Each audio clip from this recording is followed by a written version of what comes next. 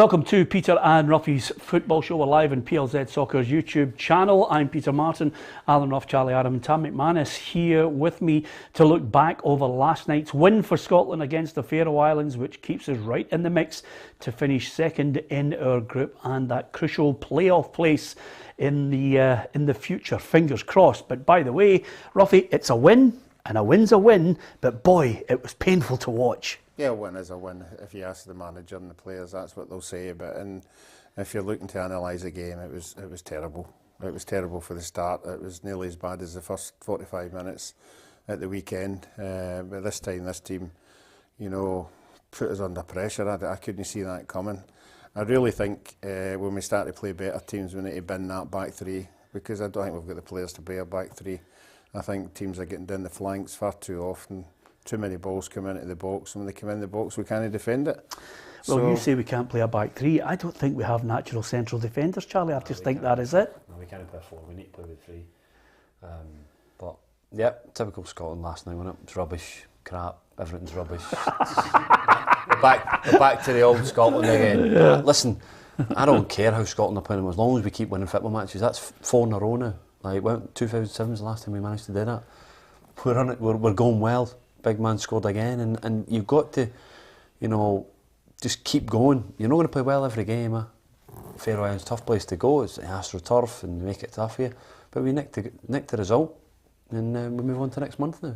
Yeah, I mean, I take your point. I mean, listen, that's the great thing about the country. We like actually turning around and saying, "Oh, we're mint." Or before, even in 2007, the difference was, Tam, we weren't getting close to qualifying. I mean, the 2007 run, we suddenly get done in close against Italy, but this time around, again, after such a long wait, we're getting close now, we're getting the results instead of that hard luck story.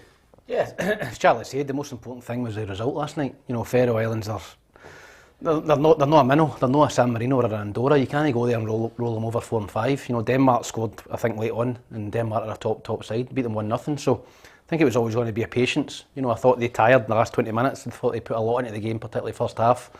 Craig Gordon had a couple of great saves, but it was a poor performance from Scotland. But the most important thing was getting the result. And Lyndon Dykes, listen, he gets across defenders in the box, and he got a wee lucky break. I think it come off the defender and then off of him and in. But he's getting across people, and that's what good strikers do. He's in there. It was a great ball in from Patterson, and we get the goal. Obviously, the VAR check was painful. That was about 2 or 3 minutes. Everybody's wondering, and it was never a handball, but you just think this is going to go against us here, and wasn't a lot of time left, but we got the result, and now we've got one more left, Moldova away, and it's going to be a similar game, similar performance, and it's just all about winning.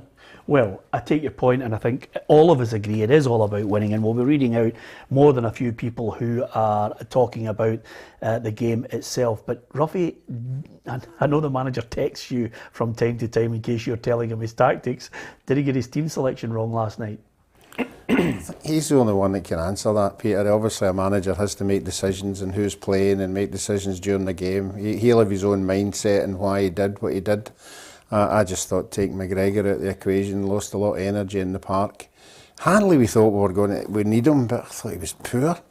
He was letting people run off him. He wasn't winning the headers he was supposed to win. Apart from that, I thought he told me Nisbet was playing. He was a stick-on. Yeah, should have played. I agree with you. He should have played. I don't like this one off. Do you? Listen, I think Christie done well when he came on the other night, and he deserves an opportunity. That's not the question, though. Do you want 2 strikers against the Faroe Islands? Yeah, you do, but at the end of the day, he trusts Ryan Christie for what he's done for him previously. Yeah. And he was the one that scored his goals to get into the Euros. So, no, listen, I think we've got a different mix of players that can play. Nisbet's done well for Hibs this year, but every time I've seen him play for Scotland, I'm just not sure if he's done well enough to warrant a start. Yeah. Here's 5 things we learned from the Faroe Islands. Scotland are now just 1 win from a World Cup playoff thanks to last night's victory. Here are 5 things we learned from the Faroe Islands 0, Scotland 1. 1. Dykes delivers. The Aussie-born forward has become the first player to score in 4 consecutive Scotland games in nearly 60 years. Dykes has become crucial to the way the team plays through his hold-up ability and knack of scoring unconventional goals at crucial times. 2. Gordon heroics. The veteran goalkeeper was the only reason Scotland was still level at the interval. Hearts captain made 2 big saves and has revitalised his Scotland career, although he may still be disappointed he did not feature at the summer's Euros. 3. Substitutions are key. Steve Clarke made a few changes to the starting 11 and they did not pay off in the opening hour. The reintroduction of Callum McGregor brought pace and direction to the passing in the middle of the park, whilst 19-year-old Nathan Patterson showed his brilliant crossing ability for the winner. 4. Faroe improvement. 20 years ago, a 2-2 draw in the Faroes was seen as a disaster for Scotland, but this generation of players are much improved. They held both Denmark and Scotland until the last 5 minutes and won their Nations League group last year. They will only get better. 5. 1 win to go. Scotland need just 3 points in Moldova next month to guarantee a playoff place, and they will be taking no chances there. A final home game against the excellent Denmark will give the Scots a chance for extra points, which would mean the team was seeded for the semi-finals. Yeah, so we've learned a few things. One is, as Charlie's mentioned, even if we're ranked rotten, as long as we win, roughly a couple of points. Do you think Nathan Patterson should have started? Yeah, I think when you're trying to break down these kind of teams, it's good if you can get somebody wide, who can advance into the forward areas, and we saw the quality ball he put in. I thought we were needing more of that quality, but again, if you've only got one striker up front, it's difficult to pick him out all the time. Yeah, I was disappointed. I'd have played him. Yeah. Charlie, Sharpie, he has just put a message up and he says, yep, Patterson, his price tag will go up. I know you only think he's worth about 350,000 in your transfer computer. What is he now, 8.4 million? He's doing all right, isn't he? I banged the drum for a long time about him, and he's the best right back we've got. I thought Fraser at the time struggled last night, but we don't know what Stevens obviously said to Steve about playing him maybe 2 games in a week, or situations, what he's got, maybe talk about, I don't know. He's got a lot of games under his belt. No, I know, but I'm just thinking maybe, I don't know, he's not, like I say, he's probably not played enough, and he doesn't want to go Saturday, Tuesday, then he's going to play against Hearts at the weekend, and he's just trying to protect him a little bit, and but I don't know, but like his quality shone again. He come on and done what you want from a sub, and coming in, set the goal up, and he should be delighted. But for me, he's the number 1 right back now. Yeah, we needed it, didn't we? We needed that quality ball in, Tom. Needed a spark for the bench. It was just 60, 70 minutes of we're not going to score here. It was, and we weren't looked scoring. Billy Gilmour had a couple of efforts for the edge of the box. He looked the most likely to break the deadlock. But did you swear, Tom? Because I was sitting on the amount of people I have mentioned sitting on the couch on my own. Somebody says, "Oh, I was on one as well," just shouting at the television. I'm thinking to myself, surely not. Every target. Yeah. Every Scottish fan was probably shouting because he knew how important the game was, and I think when he brought McGregor on and Patterson and Nisbet, it just gave us a wee bit of a boost. And as I said, Patterson comes on, sets up a goal, and Big Dykes just kept going. He's one of the ones, he never hides. He keeps going and he gets his goals. And he obviously he's off the penalties now, but I think we've found a striker. We've found somebody that can hang our hat on. Four games in a row he scored. We had the discussion with the France-Spain game with that new ruling. Did you think that ruling came into play with our goal? Because I thought he was offside, Dykes. I thought he was in offside position. Now it hit their boy, and then it went to Dykes. Did you think he was offside? I thought that's where the VAR. I thought the VAR. That's what they were looking at. Yeah, whether he was getting in, but it did come off. That second phase thing where it hit the boy and then went on to Dykes. And then it went in. No, that's what I thought VAR was looking at. I didn't think he was offside. I thought the handball was looking at. I thought he was, definitely looking at handball, but you're saying in the phase before it. I thought he was offside. I thought I didn't see that, Ruffy. I was just thinking to myself, need to watch that again, Ruffy. I was going to say, just put the ball in to someone. I don't care how it goes in. And it was, as you say, a long wait. Here's Steve Clarke on. Steve Clarke talking about maybe the big man doesn't get the credit he deserves. He made a good choice, didn't he? Come to play for us. So pleased with Lyndon. I know what I get off Lyndon. I know what he brings to the team. Sometimes he doesn't get the credit he deserves, but this run of games and the goals that he's scoring, the important points that he's winning is just part of the whole setup. Everyone wants to be successful, and Lyndon's a big part of that. I like Steve Clarke, but sometimes managers just sometimes have a blast when it's not really called for. I think everybody's aware of how good or how we need Lyndon Dykes. We were clamouring to get him in the first place because we didn't have a striker like that. Yeah, and then I think you know, during the Euros he did all right, but he never really scored a lot of goals before the Euros, and then he scored during it, and obviously this season he's done well for QPR, and he's taken that form into these Scotland games, and yeah, I just don't think, because of where he come from, Livingston to Queen of the South, and going to QPR, people don't think he's the old-fashioned, proper centre forward, but he's done well for Scotland. Every time he's played, I think he's done well. Obviously he missed a penalty, but it's the other night, but it's a great reaction to come in the next game and score the winning goal, and like you say, he's one of the main players in our team now. Yeah, Moldova next on the horizon. If we're maybe getting excited about the position we're in, albeit we're not excited about the game we watched last night, the manager's still trying to keep a lid on the excitement. We're on a good run. We're pleased with 6 points for this camp. It was a tough camp. Like you say, 4 wins in a row is good, but it's difficult to do 4 wins in a row, but we need to go to Moldova and make it 5. So we're not getting carried away. We understand what we have to do. We understand what's in front of us, and that's what we'll focus on next month.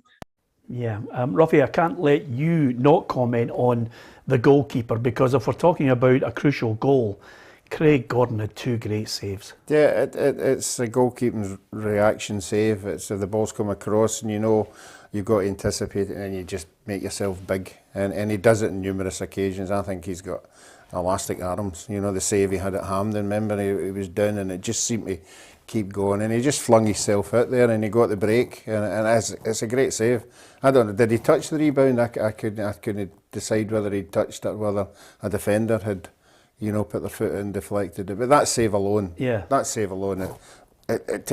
keeps you in a game, because if they had scored the way we were playing, it'd have been really desperate at the end. I don't know about you, Tam, but if I was Callum McGregor, I would walk in past the boardroom every day and just look at them and go, Craig Gordon? It was a massive mistake letting him go. I mean, people say he got offered a contract, he did, but he got offered much reduced terms. It was a contract that they tried to mess him about, Celtic, and it was a contract that he couldn't sign. So he's went to Hearts, and he's been brilliant for Hearts this season as well. They're sitting near the top of the league, and listen, he's been brilliant for Scotland. So it's a huge mistake from Celtic to let him go, considering the guys that they brought in. So you're right. I think that's one that they definitely got wrong in the Parkhead. Yeah, and the player himself reckons this group of players playing for Scotland have that never say die attitude. We're a tight-knit group. We work really well together, and yeah, we never know when we're beat. We keep fighting till the very end, and we did say pre-match that we would need to play the full 90 minutes. We knew Denmark only got a late goal here, and the Faroes made it very difficult for us, but we stuck to it. We kept going, and we found a way in the end. It wasn't pretty. We knew it wasn't our best performance coming off at the end, but it's 3 points nonetheless, and right at the vital stage in this group. Yeah, absolutely. And let's have a look at Scotland's World Cup group. Charlie, Moldova next on the horizon. It could actually be a situation where we don't actually need the win, but obviously we'd like to get the win, because Israel have to go to Austria. Yeah, no, I think you just worry about yourself now. We've put ourselves in a position where it's in our own hands, and listen, you play Moldova, you expect to beat Moldova, and it's... Do you know what, Charlie? See when you chuck football, why don't you just become some kind of psychologist that calms you down? It's just that calming voice that puts us at ease. But when was the last? 17 points. It's a good return, and if we can beat Moldova, obviously take us to 20. So, it's in our hands, and but the draw is going to be horrific for us, really, if we get through the playoff games. With the teams that you can play, so it's going to be difficult. I had a wee look at that as well. Well, have a look at it now and tell us what you think, because it doesn't make good reading. Yeah, here's the seeded teams: Scotland, India, Portugal, Switzerland, Spain, Poland, Croatia. The unseeded teams: Czech Republic, Norway, Romania, Ukraine, Wales and Austria. So at this moment, who would you want to face in the unseeded teams, Tam? Out of them, I would want to take on Wales. What? I would take Wales. No, I'd rather have Austria, mate. I'd take Wales. Yeah. Wales, Austria, Romania, I think we're capable of beating Ukraine are not bad. When you like to come up against Haaland in the Czech Republic, we've got our number. So, but I'm looking at the seeded teams, and I don't fancy us to beat any of them, to be honest. No, unfortunately, no. Yeah, I think we possibly Poland. maybe the weakest out of them, but Spain, Switzerland, Portugal, your tees out. Charlie, give us your assessment of it. I would only want to play Austria. Yeah. Because I know that we can beat them. Wales are a good side. They got some good players, and I think that. I think they got better players than us. Aye. Who? Wales. Ramsey, Bale, Ramsey, Joe Allen. Yeah. Kiefer Moore. Sometimes, players. Sometimes I think, Charlie, when you get to the fine line, sometimes it's just a world-class player that sinks you. Well, yeah, big players turn up in big moments, and that's what Gareth Bale can do. That's what Aaron Ramsey can do. The first game with us being at home, I'd fancy us against any of these teams. We're at home. I'd fancy us to beat them at home. Seeded or unseeded teams? The unseeded teams. I'd fancy us on one night if the boys play what they can play at home with the support behind them. I don't think any of these would turn us over quite easy. I think we'd make them, if they're going to beat us, they'd have to be top of their game. It's the next one I would worry about if that toss of the coin gives us an away fixture against a seeded team. And let's look at it. Away. I mean, Portugal, Switzerland, Spain, Poland, Croatia, they will be red hot favourites to win their game against an unseeded team. So it's not as if we're going to get a wee lucky break somewhere along the line. We might. You can't rule it out completely. But I'm looking at it and I'm thinking to myself, it's incredible. I mean, even Callum Davison, who's played for Scotland, said today, Moldova, the heat is on. I think it's good pressure. I think I've always said that you play with pressure at the bottom of the league or the top of the league, or going to try and win things and get through. I always say that's the best pressure to play under. That type of good pressure. I call it good pressure. It's different when you're playing for people's jobs and that type of thing. So I think it'll be good pressure. I think the players will really enjoy it. Okay, maybe something. Yeah, the messages. I'm not even actually going to ask you guys what you were talking about there, but the amount of messages we're getting from people. I think Daniel says to take Romania all day, and lots of people complimenting Craig Gordon. I mean, Ronnie Porter says if it hadn't been for Craig Gordon, Scotland would have been well beaten. Listen, you need that wee bit of luck in games like this. That's the thing that we've not had before. And I think Davey McFarlane says, have we got anybody in Scotland who can take players on and beat them? Where are the dribblers? He has used another word there. But I'm not going to say. No, Davey is clearly like me, sitting behind the couch, swearing at the telly. To be honest with you, but nevertheless, I get the gist of it, Davey. The amount of people who have got their own things, and thanks to the lots of fans of the show who are now downloading the PLZ Soccer app, because when you do that, hit submissions, and you can actually post a message right away, and it'll drop into our mailbox right now as well if you wanted to email us. And Robert's done that. He goes, hi guys, prior to the Faroes game, Ryan Fraser had played 29 minutes of football. So that's since the Denmark defeat on the 1st of September. And he reckons Patterson should have played. He came on 3 minutes before he crossed for the ball. And R. Ferguson says, a hard watch for 80 minutes, happy with the result. What is it with the Tinkerman Clark?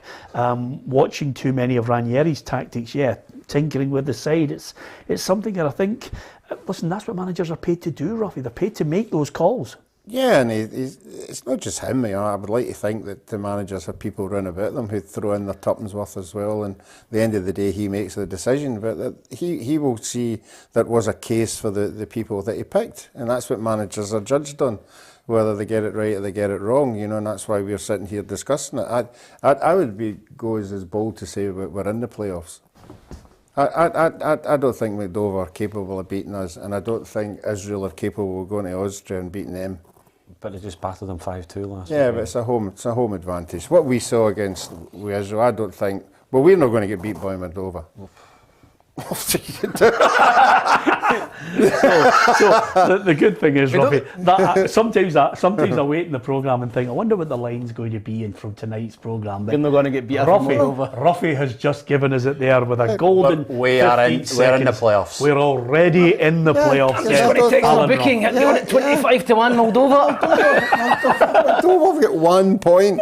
Yeah. They've lost about 24 goals. Yeah. And you're going to say we're going to go there and they're going to beat us. Yeah, but we're all over them. They didn't have one chance. Ruffy, it's Scotland. No. It's Scotland, for God's sake. No. I mean, I'd love Having it. that. Do you know what I I'd think it'll love, be 1-0 Charlie? against us. Tell me your mentality on this. Sometimes I watch Scotland and I think, I mean, even in the good days, sometimes you would watch Scotland and you think, we're doing nothing up here. I wonder if we can hold on. Do you know what I mean? There's always that kind There's of still that doubt in there. Yeah. Like, you know, even that game against Israel, you're thinking, are we actually going to score this third goal? But we did. Yeah. We're winning football matches and it's good to see you, and that's all we can ask for. And I said it before, everybody's now looking forward to international breaks. You know, fans, players, because the country's doing well and everybody's buzzing with it. Yeah, absolutely. When was the last time we beat a big team, a big country? When was the last time we actually beat a big Faroes country? last night. I'd say Serbia in the playoff. I think Serbia are Serbia's reasonably a big big. team. Side, aye. I mean the big ones, bigger than Serbia. We nearly beat Germany. We nearly beat close. Spain. We nearly beat England. Nearly beat Italy. England. No, England. We would never beat them. No, but we were close. Here's one. Would it have been Italy at home? Gary Caldwell scoring that goal. France. France. France, Would Gary that Caldwell. probably been the last big game we won? The Heat. No, Twice. 2007 with the one in September in the Parc des Princes, Fadi, Aye. which is that. But So was that the last big result? I'm not so sure it's the last big result. Well, certainly something of meaning, because once we'd beaten France over there was a real chance, and then of course you have to go and do it against Italy, and then it all went pear-shaped for us. Imagine having France and Italy in your group.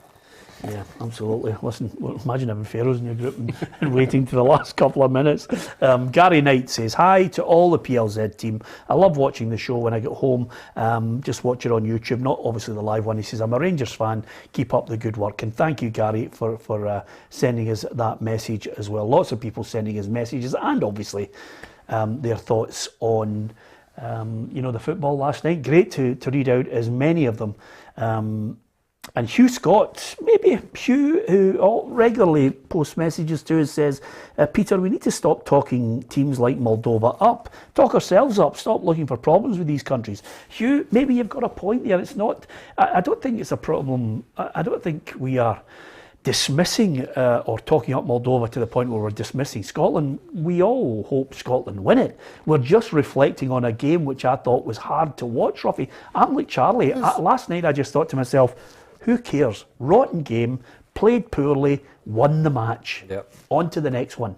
Yeah, that's the way you think in football. At the end of the day, you win the game. But I would think that Stevie Clark will go away and analyse that and look at why we never dominated the game and why they had chances.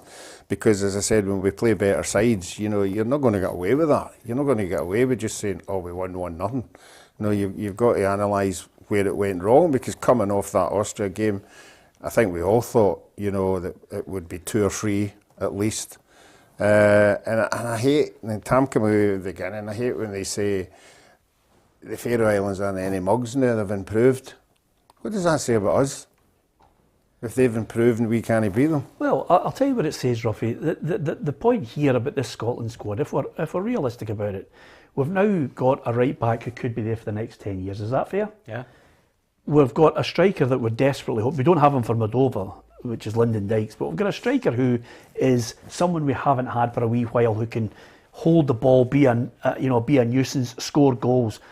But we still don't have 3 centre halves. I'm happy with the midfield. We don't have 3 natural centre halves. So the balls are coming in and we're susceptible to cross balls into the box. That's why we can get picked off. You're from a team like the Faroes. What happens when you come up against a Well, quality we're going to side? get battered.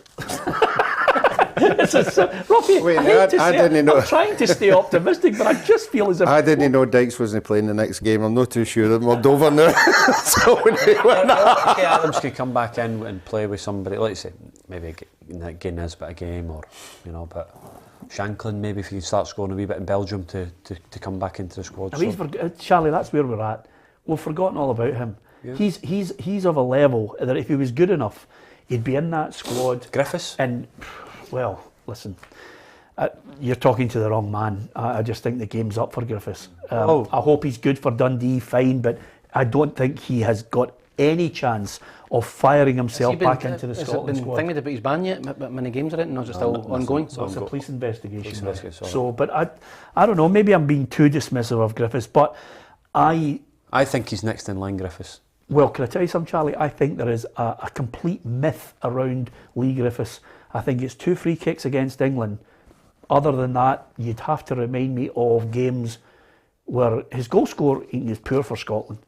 You know, say he plays in the next 4 games for Dundee and he scores maybe 2 here, 1 there. Does that put him back in the ranking? Absolutely. Absolutely, it does. Absolutely, but it won't happen. He's got to do the business for Dundee first before I think we can start speaking about him for Scotland. I think. Absolutely. His abilities non-crucial. We don't have, what the point I was making, Charlie, is we don't have a lot of options in certain places. No. And if we come up against a good team who can drop the ball into that penalty area, we're in trouble. Because Kieran Tierney is a left back. Yeah. McTominay is not a centre half, and he doesn't think like a centre half. I was talking to Kenny Brannigan this morning. You know, if you're a centre half, you think like a centre half. Your teammates who are your partners in either a club game or an international game think the same way, push up the same way, follow the zones in the same way. That's why we're in trouble, Charlie, when teams have a go at us. Yeah, because it's not his natural position. So he still thinks as a midfielder at times where he might not get too tight or he'll get too tight to... Does McTominay get into his midfield?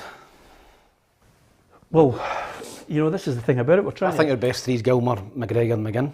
So do I. I agree with you. I think so you've got to play him at centre back. But I think he's got the best legs at them all to go and rat people and get after people. Yeah, but again, you know, we've and I'm not meaning John McGinn's a rat, but John McGinn's a perfect rat.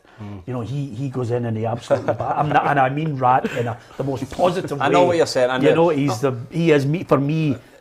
If you're going to play midfielders, it's between McGregor and McTominay. Gilmour's going to play, but it's do you keep the two similar? McGregor and Gilmour quite similar, nice, tidy football players.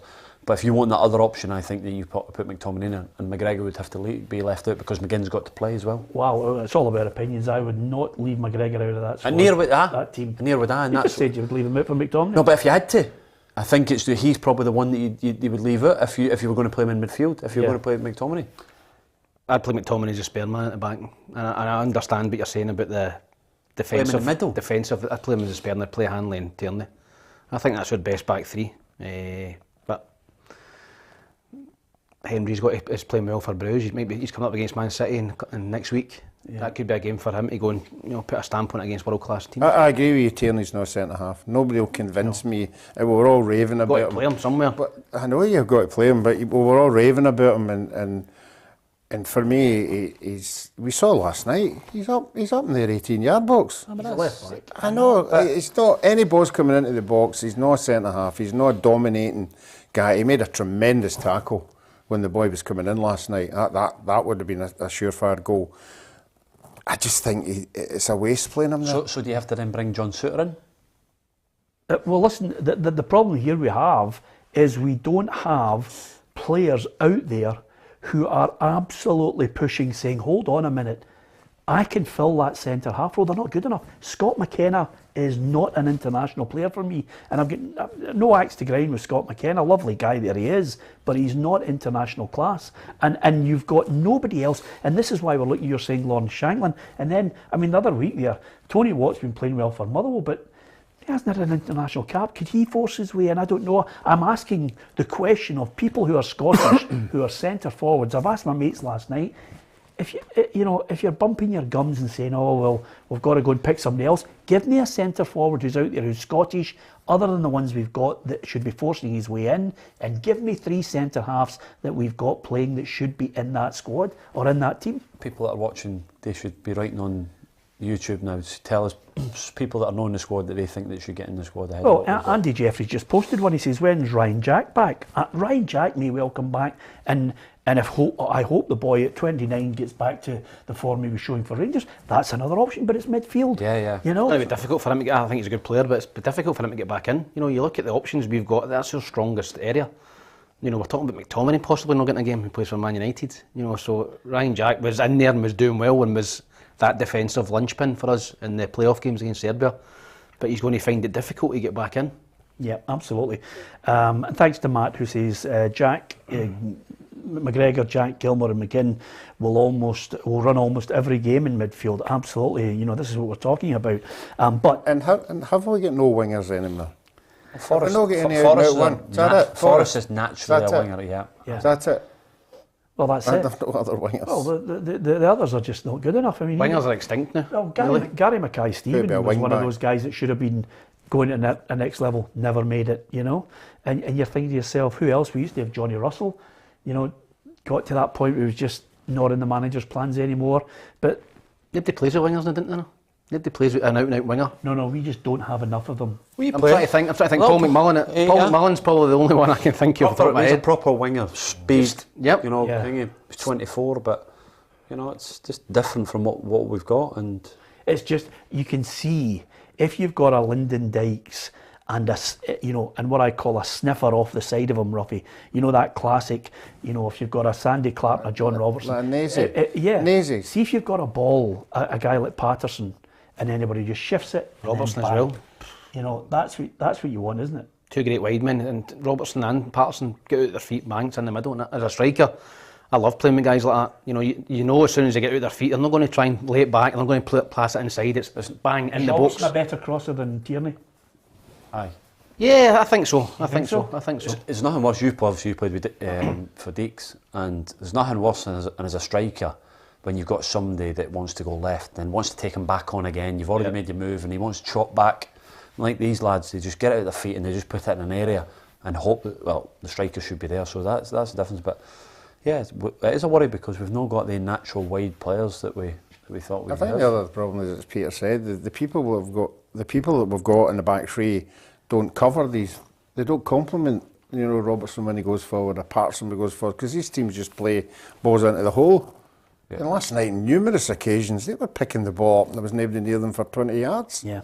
Another thing I was going to say to you, Robbie, just to see you mentioned that there, can you imagine being a striker playing with Jimmy Johnson? Just put it in the box.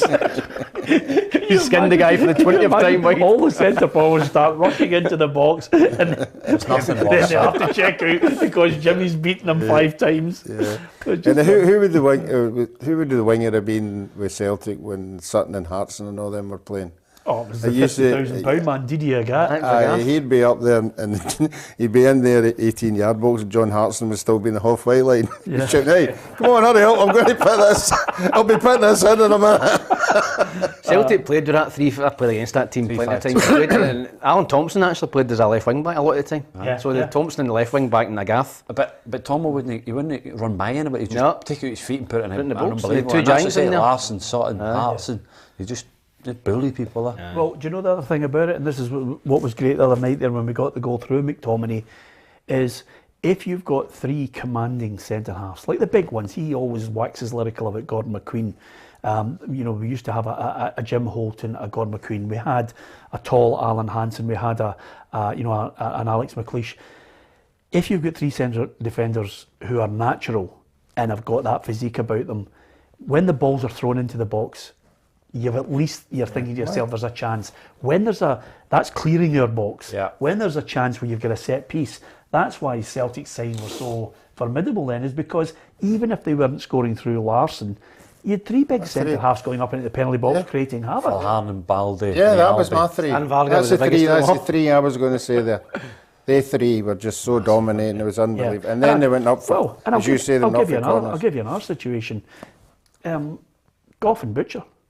You know, Goff and Butcher were commanding in the box. If the ball came in, you would. We're no threat at set plays, we haven't got that. You know, we're no threat. I know we scored at the weekend, but it was a flick round the back post, wasn't it? And obviously McTominay gambles round the ball. But like you say, your handlers and that, they don't go and attack it properly as like you say, old centre halves would. Yeah, absolutely.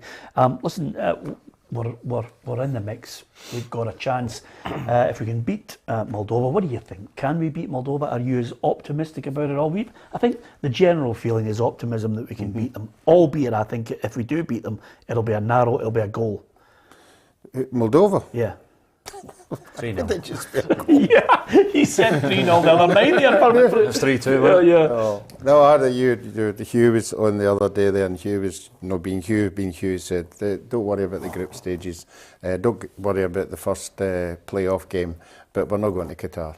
I know, he was unbelievable. Yeah. We're gone. I know exactly. Well, I share Hugh's view.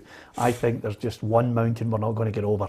I hope I'm wrong, but I just you get very lucky in that seeded team. First of all, you need to win the toss. Toss of the coin. That's huge. If it's a home tie, the confidence will be there because our support will be there, and we're You at can't get home Spain and- or Portugal. No, I know that. But Can I just say something? Even Rocky? Switzerland. I must pay tribute to Denmark.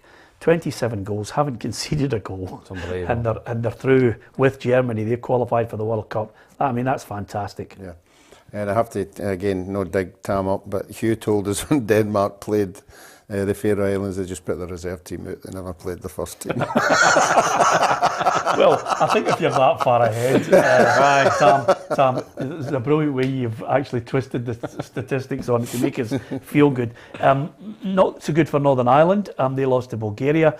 As far as England against Hungary, I worry at the moment.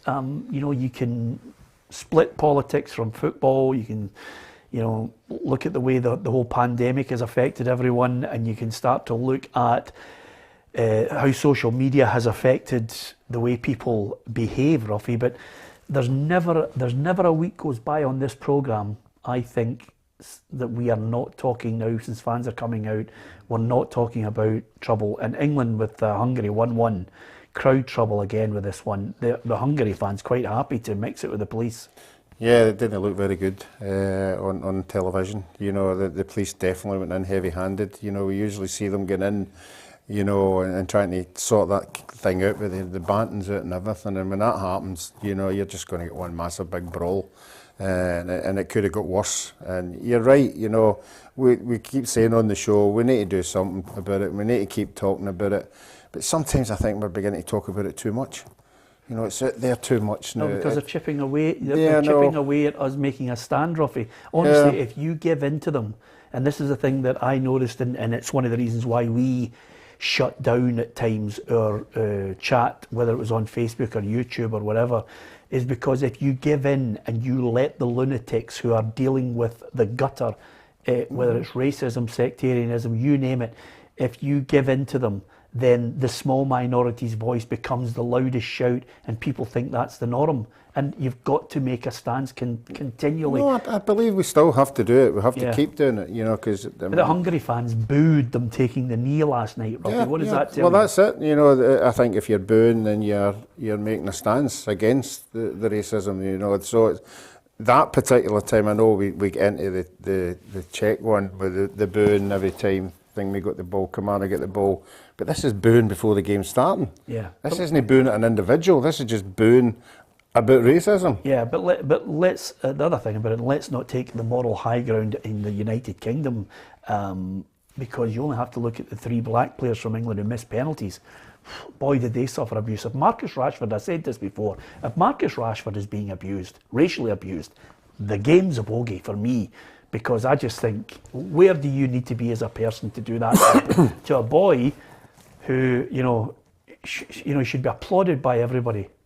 Yeah, but listen, anybody can miss a penalty, and it's these players went and got their nation to a major tournament final, and obviously they missed the penalties, and what the repercussions after that was just disgraceful.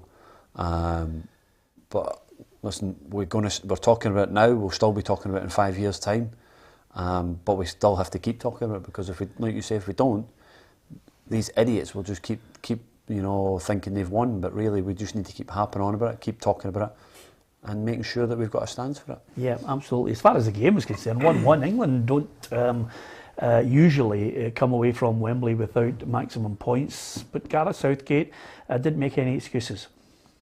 Having gone behind, I thought a good response to draw level.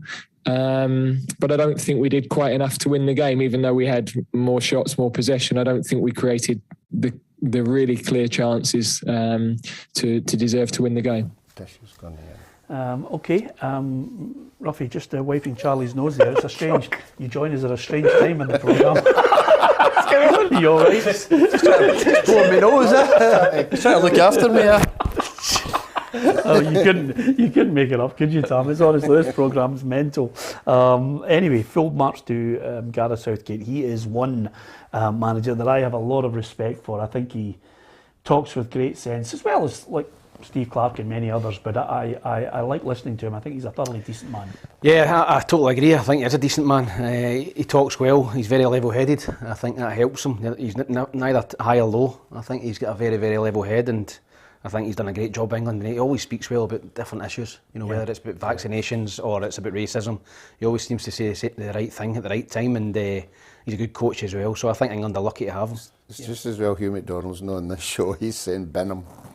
Need to bin him and get a high profile. But bin Southgate and get a high profile manager. German manager. For England to go any further, they need a higher profile than. Hold on a minute. Southgate. No, you're not talking to me. This is a Hugh McDonald. This is Hugh McDonald. Hold on a minute. He's all over you, didn't he? I was. Hugh had made a lot of good points, and that point he made about Southgate, we all know he's done a great job. On air. Hugh thinks that for England, with the amount of young players have got coming through, and there's a lot of them, they need a higher profile manager than Southgate. Okay, let's just use I'll ask him next Tuesday, and the last thing I'm doing is relying on second-hand evidence from Ruffy. That could be a total lie that Ruffy's just said that. Listen, can I ask you this? I see Hibs are trying to get Ryan Porteous in an extended deal. Good move? Great move. I think he's been exceptional this season. I think he's played really, really well. Obviously, the sending off as a black mark against him, but I think he's been outstanding. I think he's been superb. And listen, they're trying to tie up guys like that, and Martin Boyle, and hopefully Nisbet gets a new deal as well, because these are guys that you can sell, particularly for Ryan Porteous. I think he's only 22-year-old, and I think he's played a lot of games for Hibs now, so he's getting better every week. He's playing every week, and we're talking about centre halves for Scotland. He's definitely one. If he keeps playing well, that will be on the manager's radar, but it makes sense for it to tie him up because there was championship teams looking at him last year. I know we were noising you up about the fact of your opinion last week, which caused an absolute stushy on the show. Everybody was desperate to absolutely batter you for your stance on Ryan Porteous.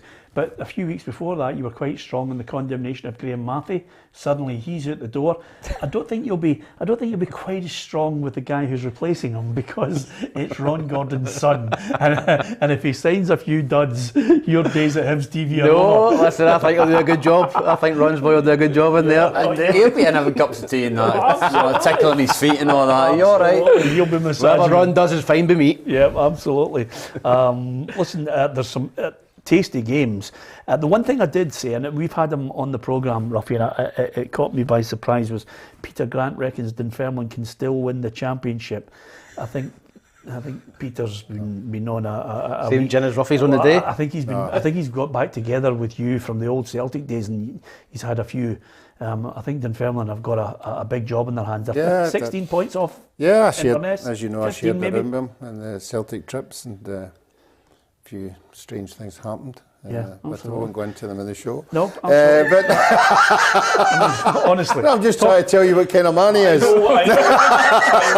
I know the stories. Don't worry about And it. he won't be winning that championship. No, Trust me. I don't think he won't. I'll tell you one thing though that I don't like, and I don't know about you, Charlie.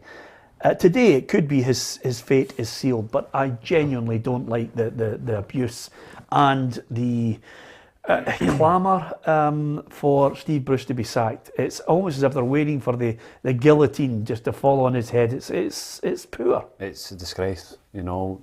Steve's obviously done an interview in the Telegraph last week about saying, obviously, if new owners come in, he understands, he knows football.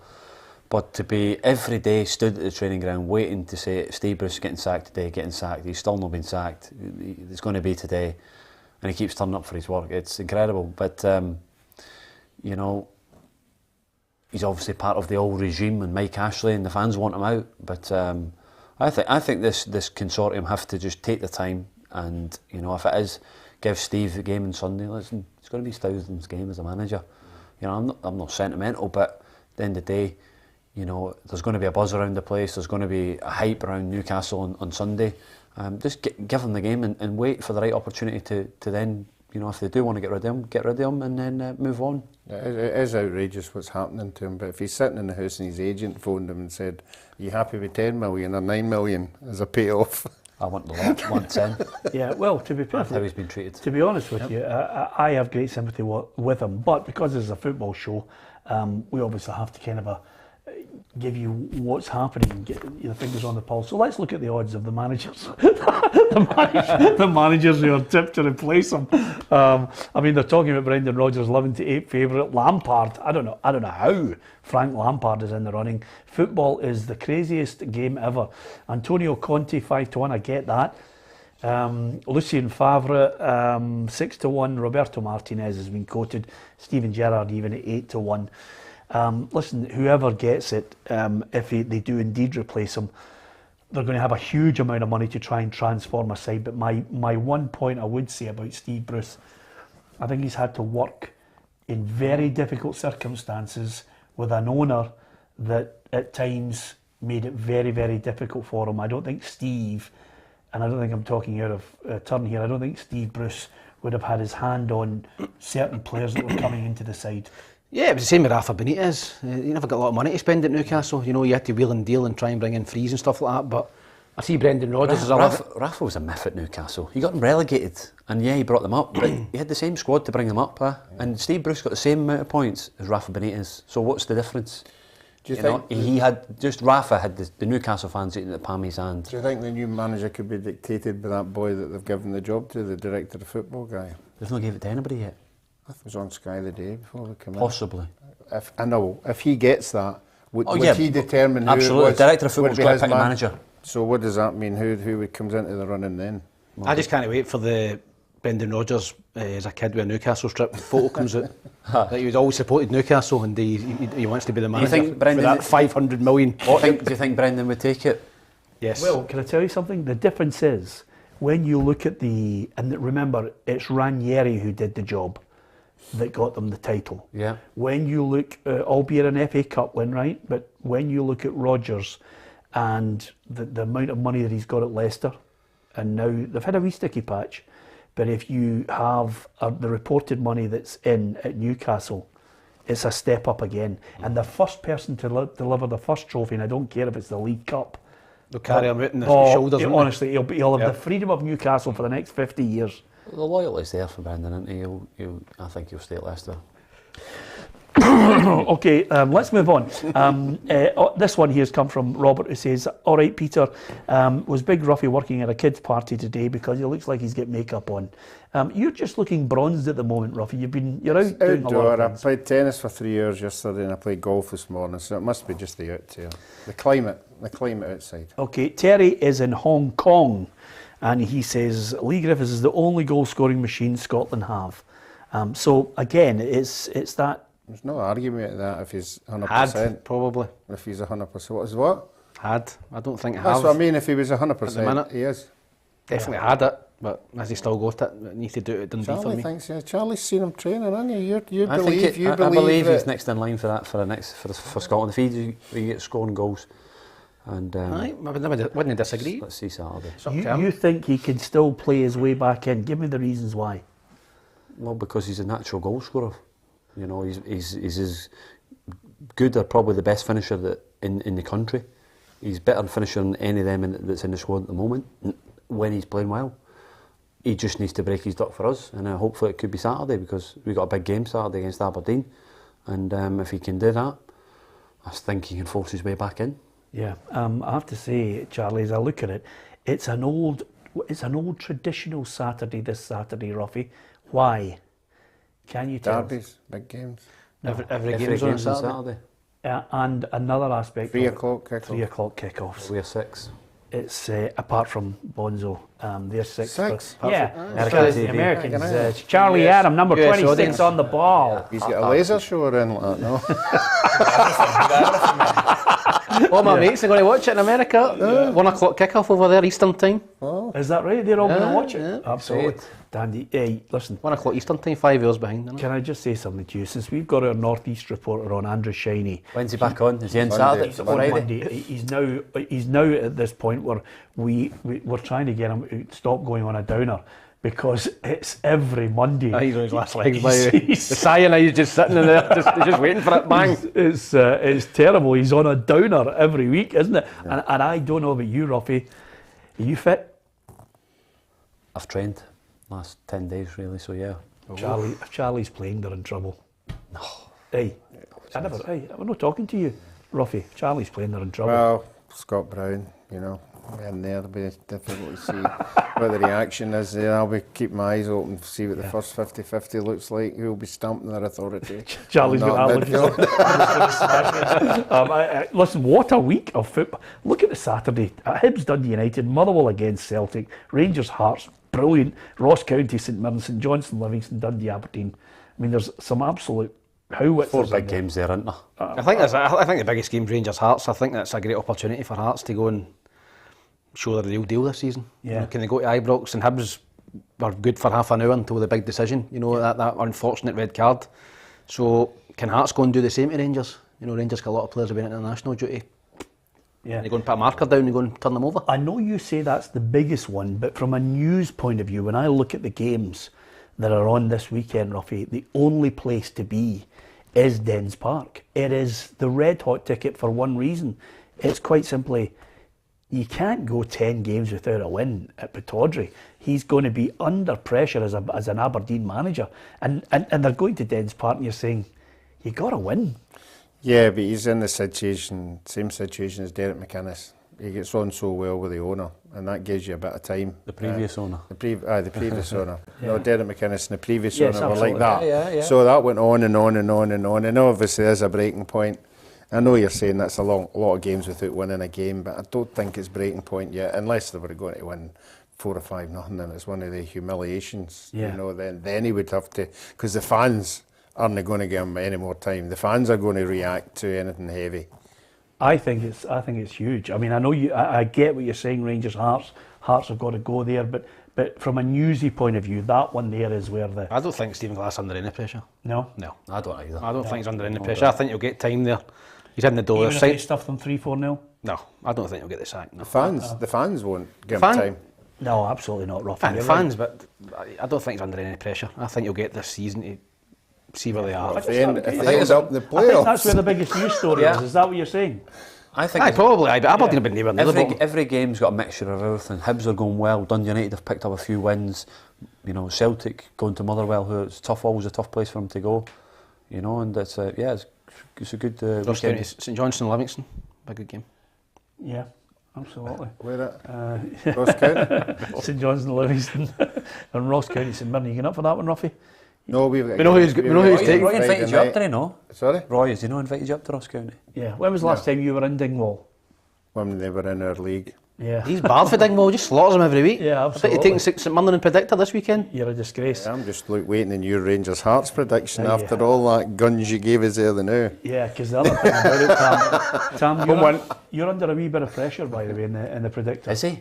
Aye, A wee bit of pressure. Gabs. second bottom, I moved up the table last week. We're suddenly looking at maybe a better standard of meal for the loser, because Gabs. No by much. Yeah, exactly. Group 1, meal for 8. Yep. Anyway, it's got a great look to the weekend. You said something which we'll finish on, which I don't think necessarily everybody agrees with, which is quite simply, it's great. People are looking forward to the international break. There are some people who don't like the international I break. hate it. I think it's rubbish. I know a lot of fans who love their club football are not into it. I still think we need to take the next step to get them on. I'm saying we look forward to the international break as a Scotland point of view, but as a player and as a fan of a club, you want to keep it going, but because it's Scotland are doing well, we don't mind it going watching Scotland and winning games, but if Scotland were terrible and we were winning games and no qualifying, we'd be dreading the international break, but it's there's a few. There's another one next month as well, so it's a couple of games and then it's another one, isn't it? Yeah, absolutely. And then it's a big Christmas night out. Just thought I'd mention that to you, Tam, to get you excited. Thanks very much to so many people who have downloaded the app, and I can tell you posting messages, and we can see them dropping in as we speak. And here exactly from Danny, who says, Peter, has Tam got a gig in the next 2 weekends with Ryan Porteous, able to do comms on Hibs TV? Keep up the good work, but he obviously knows that you're a big Ryan Porteous fan, aren't you, Tam? Yeah, I am. I think he's a good player, and unfortunately he didn't win his appeal. Yeah. Stuart Carruthers says, you think I'm going to let that one go? That'll get the whole place going bananas. Last point, another person who's downloaded the PLZ Soccer app in Apple Play and in the Apple Store and Google Play. It's from Stuart Carruthers, who says, Peter, what about Motherwell? If we can beat Celtic, will their manager not be under pressure? No. I think I think a lot of the fans have bought into what he's trying to do, and I think he'll be judged when he's, everybody on the park in a settled team. Okay, if you get a chance, don't forget to subscribe to PLZ Soccer's YouTube channel. You'll get the football show. You'll get lots of one-to-ones coming up in the next, I'm looking now, it's maybe 7 days away, Ruffy, if not just maybe 8 days. In fact, we're going to do it on the 22nd.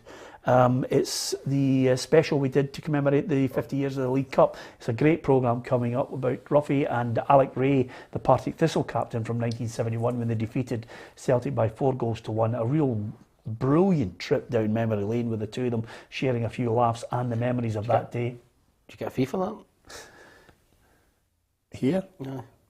Is this a joke? Yeah. Don't like him. Unbelievable. Not like you to highlight it. That's the last time Tam's on the programme. We're replacing him. Anyway, apart from anything else, thanks to Ruffy, to Charlie Adam and Tam McManus, and most of all, thanks to you. Hit the subscribe button on the YouTube channel and download the PLZ Soccer app. If you can, it gives you all the latest breaking football stories. From everyone here, thanks for watching.